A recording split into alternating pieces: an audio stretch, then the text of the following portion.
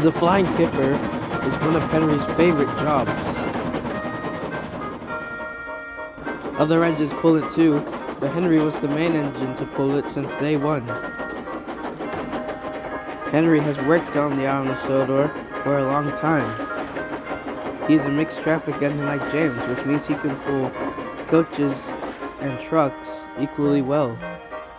When Henry arrived on the island of Sodor a long time ago, he was a failure because his designer had stolen plans from Gordon's.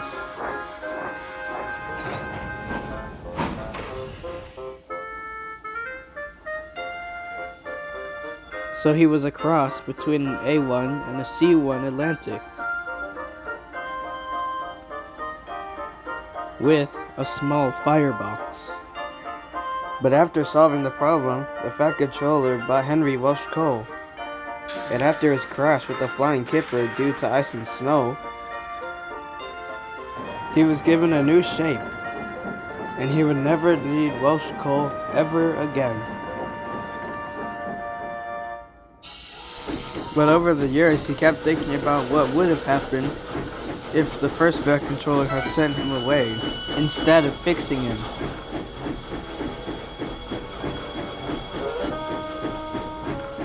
And this night was one of those nights. Henry stood in the siding in front of the sheds waiting for his driver to come back. He was just thinking about that subject when Thomas puffed up. "What's wrong, Henry?" Oh, nothing. "Are you sure?" Yes, I'm sure, Thomas. Okay. No need to get grouchy. And Thomas puffed off to the sheds. But Henry felt bad. His thoughts had made him angry.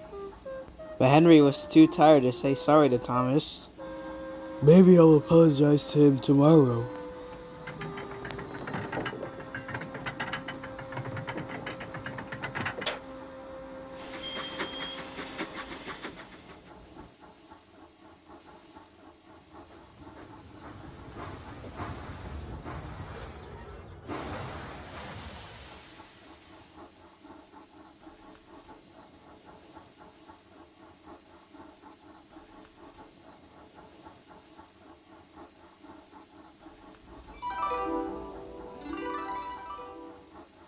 The first Fat Controller was talking to Henry and his crew. He did not look happy at all.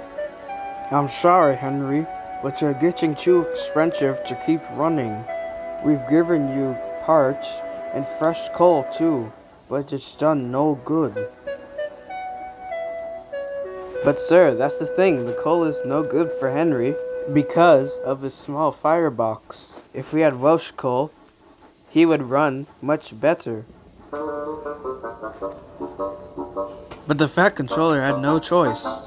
"I'm sorry, Henry, but I simply do not have enough money." This made Henry and his crew very sad, but the Fat Controller still had more news for him. "I will give you another fair chance. A group of people from the LMS are coming here for a meeting at Barrel and Furnace, so you can take me there." Henry was very excited. He rushed off, collected his coaches, and puffed to Barrel and Furnace. And surprisingly, he made it all the way to Barrel and Furnace. But on the way back, Henry began to feel sluggish.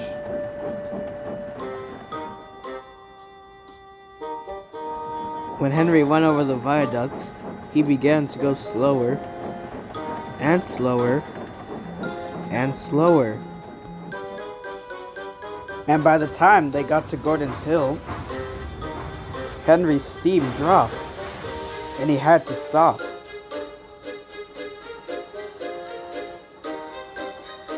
The driver and fireman tried everything they knew to get him running again, but nothing worked.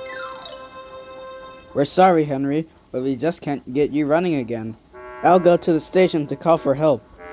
And he did.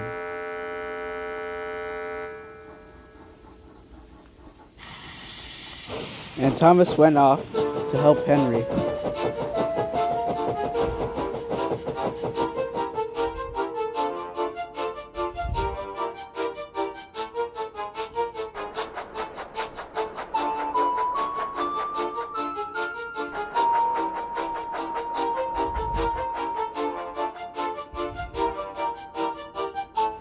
At last, Thomas arrived.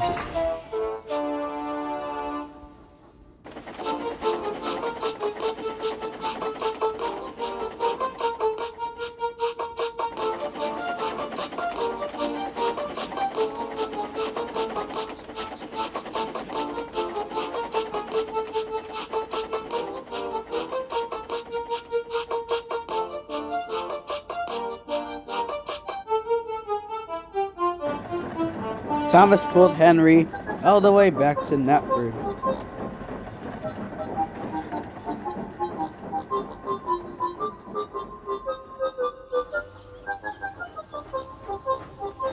But when the people got out of the coaches, they weren't happy at all, and neither was the Fat Controller. I will speak to you later. After that, Thomas shunted Henry into the out-of-view siding. Days went by. The days had turned into weeks, and the weeks had turned into months. The Fat Controller had finally bought the engine he had wanted for a long time. One midnight, Henry was asleep. The only sound that could be heard was the waves splashing around from the harbor nearby. Just then, the engine pulled up.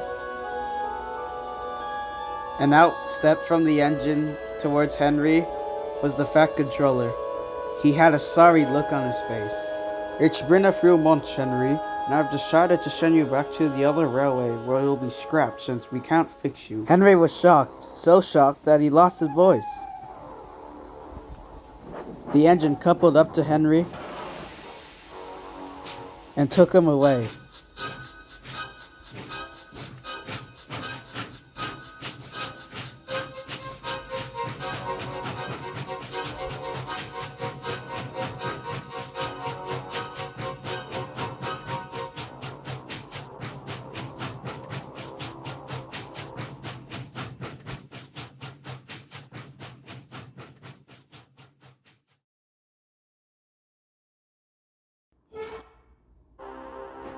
Henry got his voice back. No, not scrap.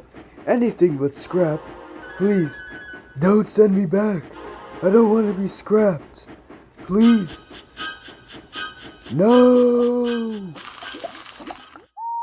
Henry whistled so loud and long that it made the other engines awake. What's wrong, Henry? I had a nightmare.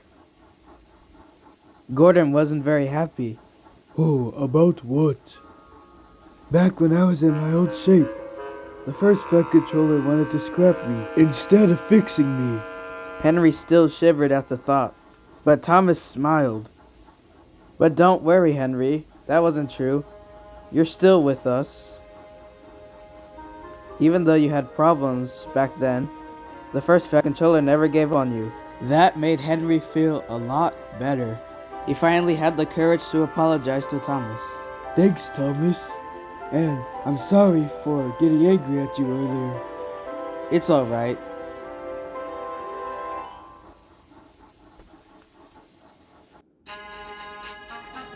Henry is still happy to be working all of his life on the island of Sodor.